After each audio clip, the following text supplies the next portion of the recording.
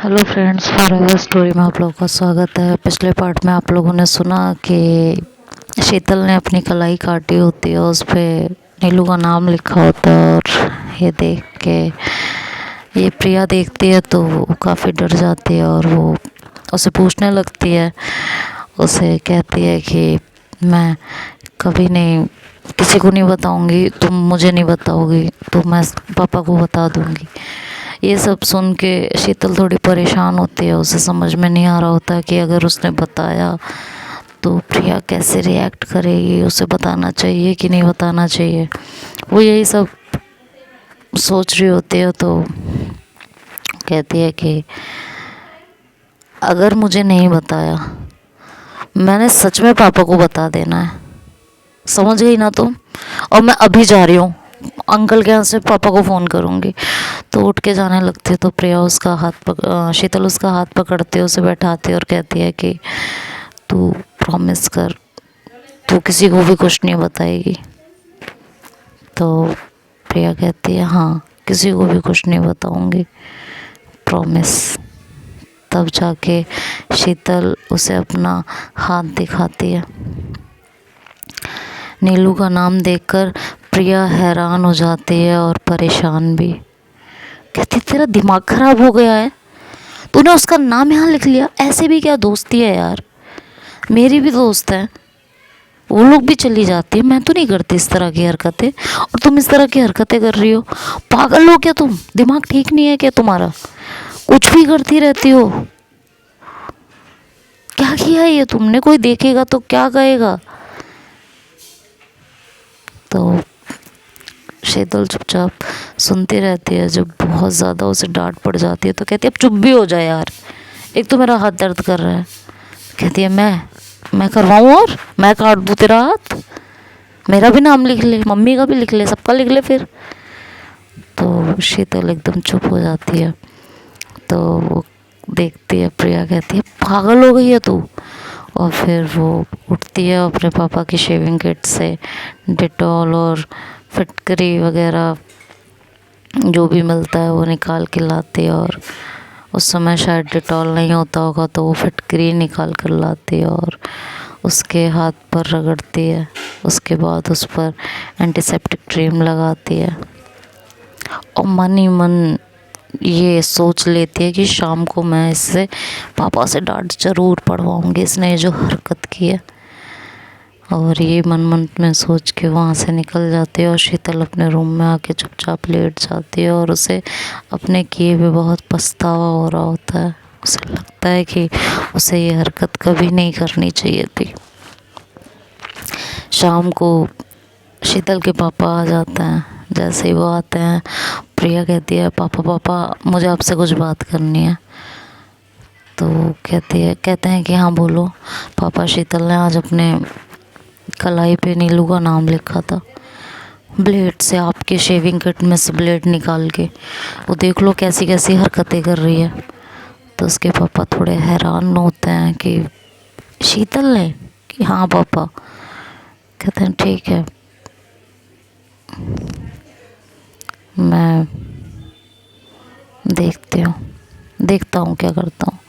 और फिर प्रिया और उसके पापा शीतल के ग्राउंड से लौट कर आने का इंतज़ार करने लगे। घर आने पर शीतल को उसके पापा ने बुलवाया। प्रिया, शीतल को बुला के लाओ। शीतल जाती है और प्रिया जाती है और शीतल को बुला के लेके आती है। जब वो आती है कहती है जी पापा। उसके पापा कहते हैं कि हाथ दिखाना अपना। तो शीतल के होश उड़ जाते हैं। वो प्रिया को घूर कर देखती है, ऐसा लगता है जैसे उसे कच्चा खा जाएगी। तो प्रिया अपने पापा से कहती है कि देखो पापा कैसे घूर रही है मुझे, जैसे मुझे मार डालेगी। तो उसके पापा शीतल की तरफ देखते हैं और कहते हैं दिखाओ शीतल, हाथ दिखाओ क्या किया है तुमने। हाँ। तो शीतल अपने हाथ को छुपा रही होती है। तो उसके पापा कहते हैं कि दिखाओगी। तो शीतल को मजबूरी में अपना हाथ दिखाना पड़ता है। उसके पापा उसका हाथ पकड़ते हैं, देखते हैं तो नीलू का नाम लिखा होता है। वो देख के उसके पापा को समझ नहीं आता कि वो क्या करे, क्या कहें। अगर मैंने शक्ति दिखाई तो कहीं ऐसा ना हो कि इसका उल्टा असर शीतल पर पड़े और आज उसने नाम लिखा है, कल को गुस्से में वो खुद को और ज़्यादा नुकसान ना पहुंचा ले, कहीं कुछ और ना हो जाए। मैं इसे डांटूं क्या, इसे क्या कहूँ, ये सब उनके दिमाग में चलने लगता है। उन्हें एक तरफ डर भी लग रहा होता है कि उनकी डांट का कहीं उल्टा असर ना पड़ जाए, शीतल कोई और हरकत ना कर जाए। इसलिए वो थोड़ी देर खामोश रहते हैं और उन चीज़ों पे सोच रहे होते हैं। काफ़ी देर सोचने के बाद वो शीतल से कहते हैं कि शीतल, तो कहते जी पापा, यहाँ बैठो मेरे पास। तो शीतल वहाँ बैठती है और कहते हैं कि तुम्हें दर्द नहीं हुआ ये करते हुए? मुझे तो ये देख के दर्द हो रहा है। हाँ, तुम्हारी मम्मी देखेंगी तो उन्हें तो और भी ज़्यादा दर्द होगा। शीतल चुप रहती है, उसे भी कुछ नहीं समझ आता कि वो क्या जवाब दे, क्योंकि गलती तो उसने की होती है। उसके पापा फिर कहते हैं कि माना, तुम्हारी और नीलू की दोस्ती बहुत गहरी है, तुम दोनों में बहुत प्यार है, पर वो क्या हम सबसे बढ़कर है कि तुम उसके लिए अपने मम्मी पापा की भी परवाह नहीं करोगी? तुम्हारे लिए वो इतनी इम्पोर्टेंट हो गई है कि तुम अपने आप को दर्द दे रही हो और ये नहीं सोच रही हो कि तुम्हारे मम्मी पापा को तुम्हारा दर्द देख के कितना दर्द होगा। हाँ, तुम्हारी मम्मी और नीलू की मम्मी में भी बहुत प्यार है ना, बहुत गहरी दोस्ती है और तुम लोगों से पहले की दोस्ती है। बहनें हैं वो दोनों, बचपन से एक दूसरे को देखा है। तो क्या तुम्हारी मम्मी को नीलू की मम्मी के जाने का दर्द नहीं होगा? उन्हें अंदर से अजीब नहीं लगता होगा, परेशान नहीं होते होंगे? तो क्या वो ऐसी हरकत करेंगी? नहीं करेंगे, क्योंकि वो उनके लिए इम्पोर्टेंट है, बट उससे ज़्यादा हम इम्पोर्टेंट हैं तुम्हारी मम्मी के लिए। और तुमने इतनी बड़ी हरकत कर दी, हमारी परवाह भी नहीं की। इतने दिन हो गए हैं, ना तो ठीक से खाना खाती हो, ना अपना ध्यान रखती हो, ना पहले की तरह किसी से बात करती हो, ना खेलती हो, ना शरारतें करती हो, ना तुम्हारी कहीं से शिकायतें आती हैं। हम सबको कितना दुख होता है तुम्हें ऐसे देखकर। हाँ, तुम्हें अपने माँ बाप की परवाह नहीं है? तुमने ये करने से पहले एक बार भी नहीं सोचा हमारे बारे में?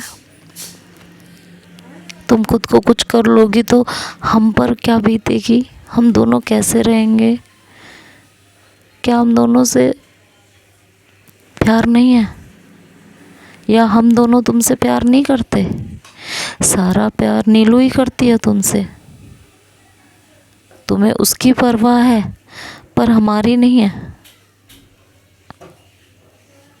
बोलो।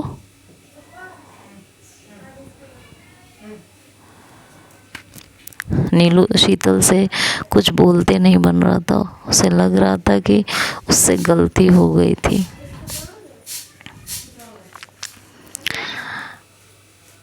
उसका दिमाग खराब हुआ और उसने ये हरकत कर डाली।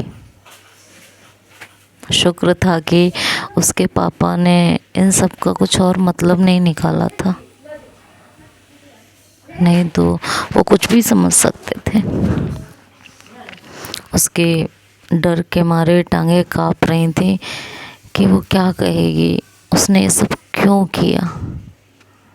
उसके पापा उसको बड़े ध्यान से देख रहे थे और उससे कह रहे थे कि सच बताओ शीतल, नीलू का प्यार हमारे प्यार के ऊपर हो गया है। बोलो, जो तुमने ये सब कर दिया, क्यों किया ये? जवाब दो मुझे।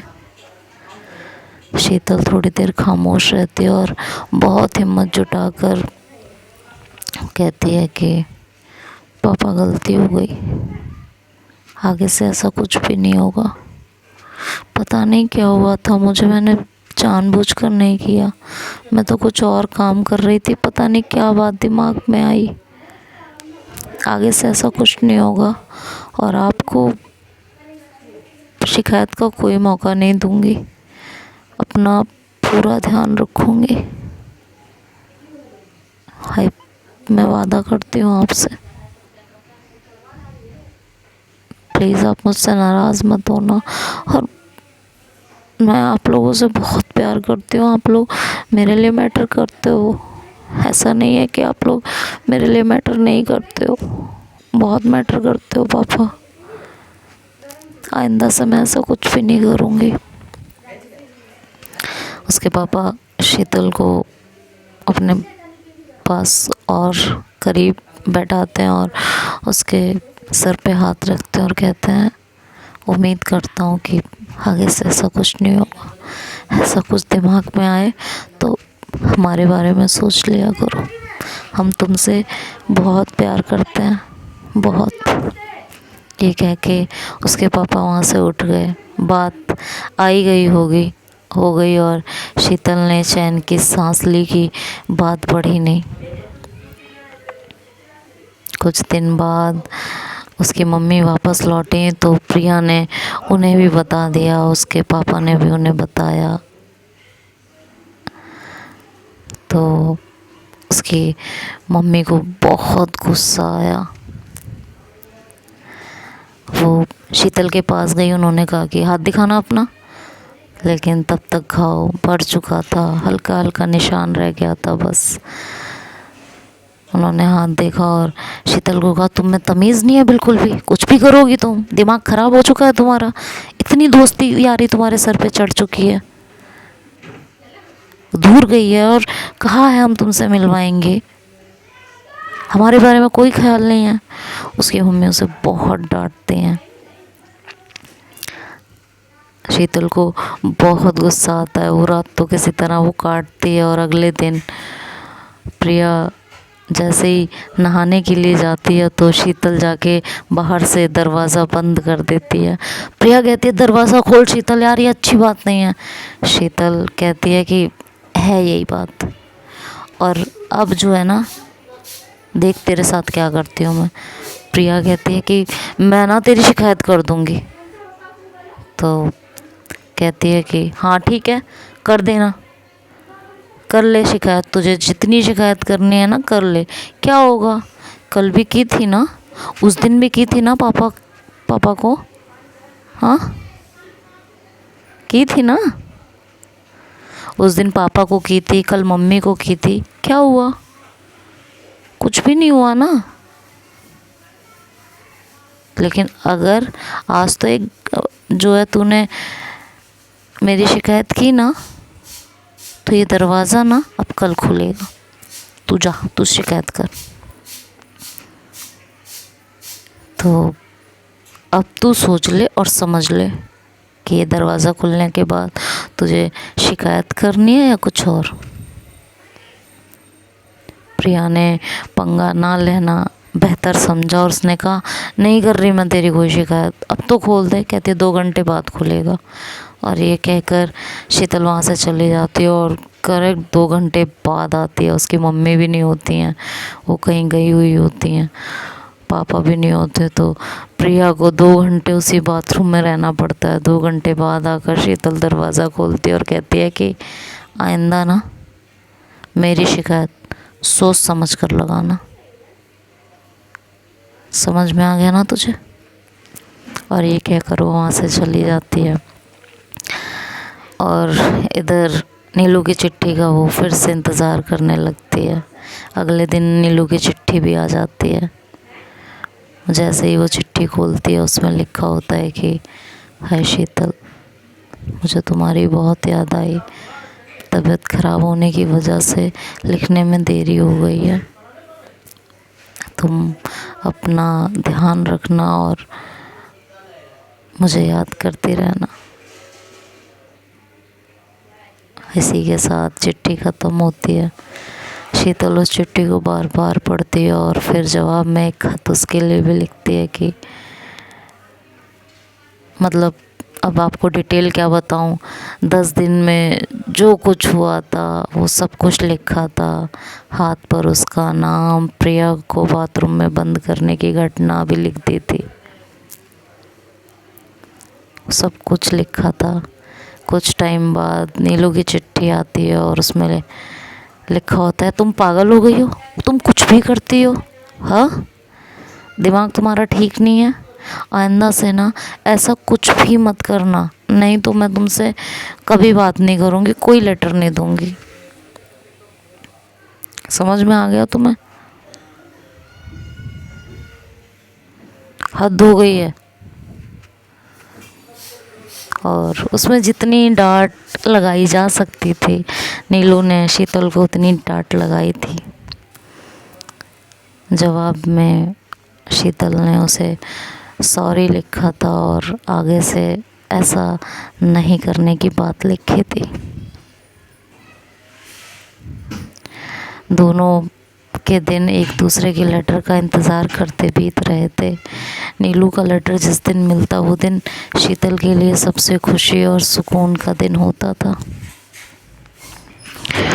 और वो सिर्फ नीलू के खत के इंतज़ार में बैठी रहती थी। यही हाल उधर नीलू का भी था। दोनों के लेटर का आदान प्रदान हफ्ते, 10 दिन, 12 दिन, 15 दिन में होता रहता था। तब आगे क्या होगा ये नेक्स्ट पार्ट में सुनेंगे। तब तक के लिए बाय बाय, टेक केयर।